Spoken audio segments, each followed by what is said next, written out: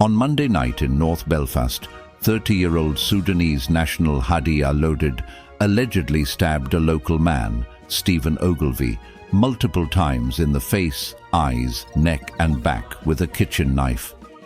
The victim lost his left eye and remains in hospital. Bystanders intervened to stop the attack. Today, Wednesday 10th June, Al-Lodid appeared in Belfast Magistrates Court via video link.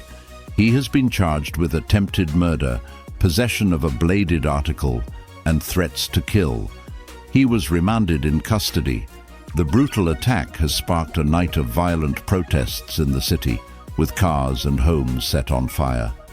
The victim's family has appealed for calm. The case has been adjourned until July 8th. Stay tuned and subscribe to God Save Damim. Boy Yakasha.